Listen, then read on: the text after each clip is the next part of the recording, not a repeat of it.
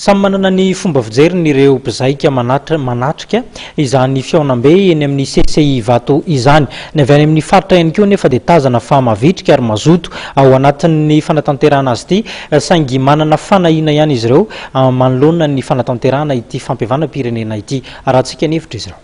Ity zany mangataka zay averinao amin'ny grande salle ny débat général dia atrehan'ny mpanao gazety, atrehan'ny olona rehetrarehetra mba tena hoe anana force exécutoire ny tapaketo fa tsotra ny fanohatra amin'izay sy mampaninina anay fangoarana ary maheno zay fa ohatra nisy hiverina andaharana foto raha ohatra ka ao anatin'ny salle no ataony ihany ary miara-manao simizy dia efatra na dimy rahalahy dia isika reto mpanao gazety ny mpizaika no miatrika eo mba ho force exécutoire ialana amin'ilay hoe vita ny fivoriana lany ny vola tsisy zavatra tapaka.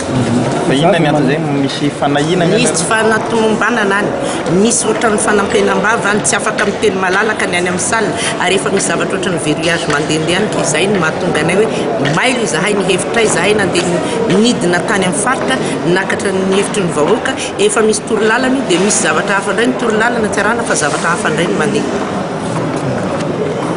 Zany hoe efa tapaka tany amin'ny faritra tokony hamafisina miaraka amin'ny mpizaika eto fa eto indray misy mamorona dia hevitra vaovaoka izany tsy mety aminay. Izay no mahatonga anay manao an'ity pétition ity.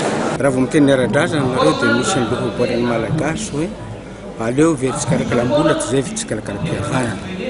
Zany ny tandrony ray aman-dreny ara-drazana ary tsy dia fa andraharahana firy andreo ray aman-dreny ara-drazana zany nanakorotana ny fiarahamonina. Zao dia mandray ndraiky satria zany ny tena tompony zany ara-drazana zany tokony hiray ny malagasy rehetra.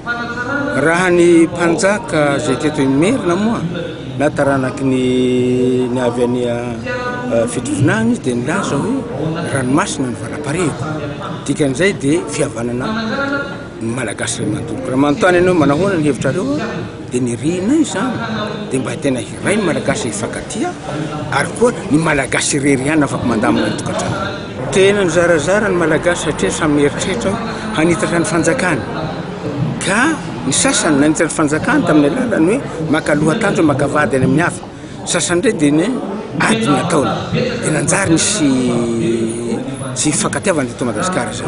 Ary io dia nihararaotiny vahiny zay nahatonga antsika resy satria zarazara tsika dia resy ka raha mbola mizarazara koa tsika zao dia tena ho resy fa indrindra ny ara-toekarena dia fa resy tsika zao satria ny vahiny indray ny manjaka eto amintsika. Izay ny mahatonga ny ara-drazana hoe tsy ny salasala nefa tonga zao ny ara-drazana dia fa misy 500 voasolotena ny foko rehetra, voasolotena ny faritra rehetra ilazana hoe tokony havana antsika malagasy.